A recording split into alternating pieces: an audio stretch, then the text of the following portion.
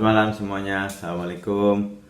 Saya mau menyapa teman-teman saya yang baru bergabung di grup Double Omset UKM. Terima kasih banyak buat teman-teman yang sehari ini atau kemarin sudah bergabung. Dan selamat datang. Silakan ditulis profesi dan bidangnya apa. Saya senang sekali beberapa kawan saya di wedding industry juga telah bergabung di sini. Nah, kemarin saya menuliskan sebuah post. Apakah Anda pernah terpikir untuk membuat e-course yang berbayar tentunya untuk menjelaskan kepada audiens Anda tentang skill yang Anda miliki supaya mereka bisa memilikinya juga, ya. Nah, kemudian ada pertanyaan nih yang masuk ke saya. Tapi saya kan bukan expert di bidang itu. Walaupun saya punya skill itu, saya bukan expert. Apakah saya pantas mengajarkannya gitu. Nah, teman-teman, saya mau cerita sedikit. Tahun 99 saya baru lulus kuliah. Saat itu saya ngekos ya di Margonda. Saya kuliah di Politeknik UI waktu itu, jurusan elektronik industri. Kemudian tahun 99 saya lulus dan saya kos di Margonda. Setiap malam itu saya ingat ada teman kos saya sebelah kamar saya, namanya Mas Gunadi. Dia itu bekerja di IT dan spesialisasinya adalah membuat website. Waktu itu .com lagi mulai naik, jadi pembuatan website itu demand-nya cukup tinggi. Nah, tiap malam, hampir setiap malam dia tuh buat website dan saya ngeliatin dia bikin website. Dan saya coba. Akhirnya begitu saya lulus itu, saya ngelamar-lamar pekerjaan, dapat di pabrik. Saya nggak betah, saya keluar cuma 2 hari, kemudian dapat lagi di IT consultant, cuman kerjanya jauh. Waktu itu di Tangerang, saya tinggal di Depok. Terus harus kerja ke Tamrin, kantor bos saya harus ke Tangerang, ke pabrik lagi untuk maintenance software. Saya nggak kuat, akhirnya 2 minggu saya resign. Akhirnya saya diterima lagi di sebuah IT consultant yang sedang membangun .com. Waktu itu marketplace yang kita bangun namanya indomall.com. Itu termasuk yang pionir tuh, pertama-tama banget. Alhasil saya diterima di situ. Saya belajar lagi tentang karena saya basic saya adalah elektronik, jadi saya kurang tahu sebenarnya tentang programming atau membangun website. Jadi saya belajar di situ. Nah, ketika di tengah-tengah saya mau belajar membuat website, saya dapat tawaran dari teman saya, dari teman kos saya, programmer yang senior ya. Dia ngajar di satu lembaga pendidikan di Selipi waktu itu. Dia tawarin, Gav, mau nggak ngajar di tempat gue? Oh, ngajar apa? Namanya Bang Sandi ya. Ngajar apa, San? Ngajar bikin website, kan lu kerjaan lu website kan? Oh iya, tapi gue nih masih baru belajar gitu. Apa bisa ngajarin? Ah, bisa lah, udah, pokoknya lo website yang ngerjainnya. Iya. Ya udah, ikut aja interview. Udah, akhirnya saya berangkat sesuai jadwal, janjian dengan bagian trainingnya, yang bagian perekrut pengajarnya. Saya ditanya-tanya mengenai website. Saya cerita bahwa saya mengajarkan, masih belajar membuat website. Tapi sudah ada web yang saya maintenance, yang saya pegang. Kemudian dites cara saya mengajar, micro teaching ya, mengajar di kelas gitu. Akhirnya lulus. Dan kira-kira seminggu kemudian saya udah mulai mengajar tuh.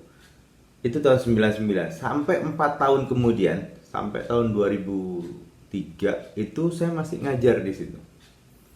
Dan saya ngajarnya waktu itu basic website building, HTML, HTML, programming untuk basic untuk website, dan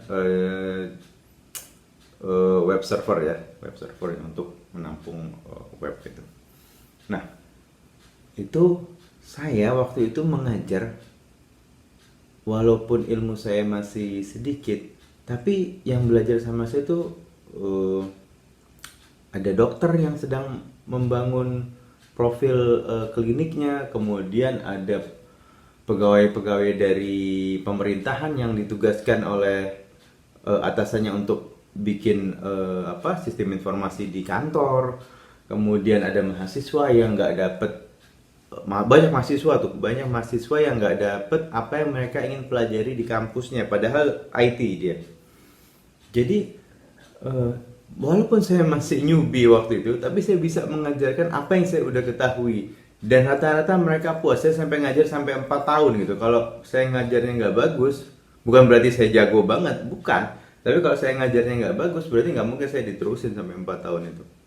Nah, itu singkat cerita bagaimana sebenarnya kita mentransfer skill yang kita miliki walaupun kita bukan expert banget di bidang itu. Kalau kita lebih tahu sedikit dibanding orang lain yang membutuhkan skill atau ilmu tersebut, kita bisa mengajarkan mereka dan kita bisa mendapatkan bayaran. Itu konsep e-course dari status yang saya sampaikan kemarin. Nah, teman-teman, ini saya tulis di papan tulis sedikit. Ada tiga jenis bisnis sebenarnya yang bisa kita lakukan kalau kita punya skill tertentu, ya.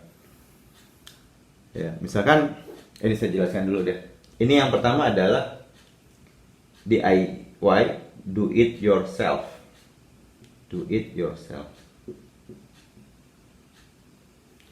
Saya ngambil contoh di bidang wedding aja ya, wedding. Karena ini ada teman-teman dari wedding nih. Nanti kita bisa ambil contoh di bidang-bidang lain. Ya, wedding organizer.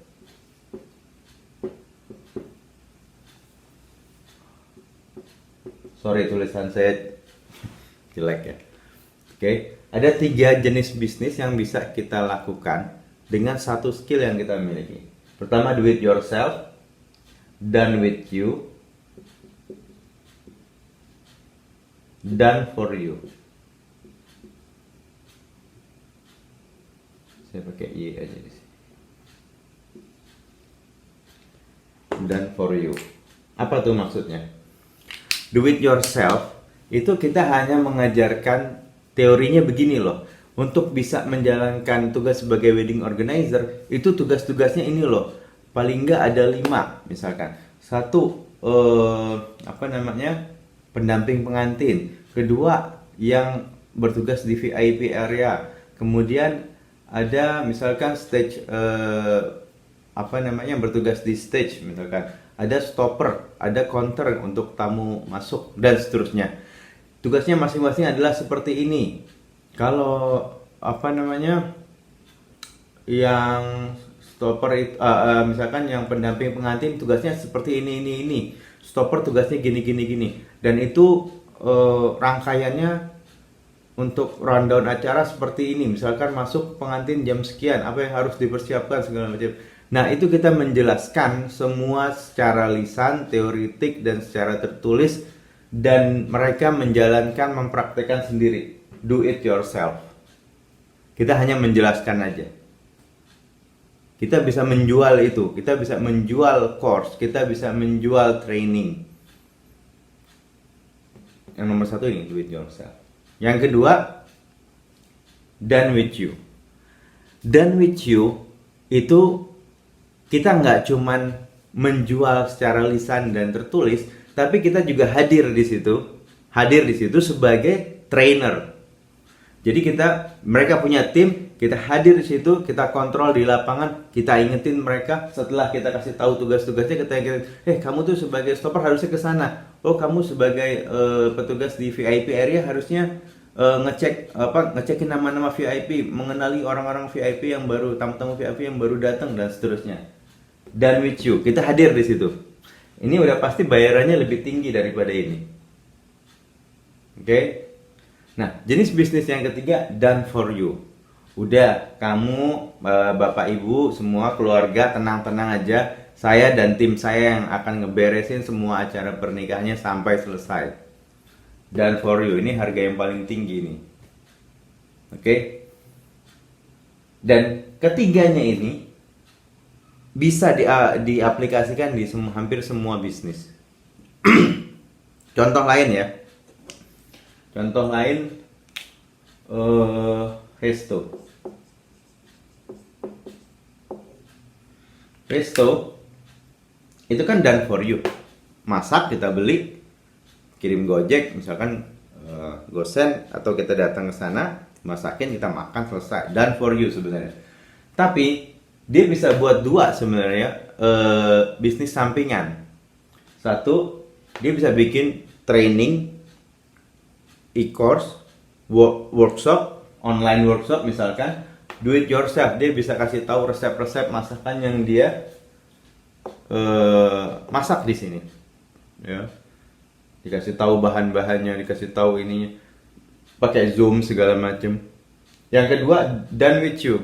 Dia bisa hadirkan orang-orang itu datang, kemudian ada kompornya masing-masing untuk nyoba, ada bahan-bahannya yang udah dipersiapkan, done with you. Dia bisa bikin training di situ. Yang ketiga ya, yang di restonya itu done for you. Ketiganya ini hampir di semua bisnis bisa dilakukan. Kalau ada skill, memang ada skill yang dibutuhkan, ada skill yang dikuasai, ada yang skill yang kita kuasai, ya. Tiga-tiganya ini bisa dilakukan. Nah, itu aja yang saya mau sampaikan hari ini sambil menyapa teman-teman yang sudah bergabung. Kemudian kita akan bahas ini nanti lebih dalam lagi. Saya melihat ada beberapa yang sudah berminat untuk mengajarkan skill dan pengetahuannya yang dimiliki via e-course. Saya tunggu teman-teman yang lain. Kalau memang mau dibahas lebih dalam tentang e-course, saya akan bahas. Tapi komen ya, jangan lupa komen di postingan saya yang sebelumnya itu. Oke, terima kasih. Selamat malam. Assalamualaikum.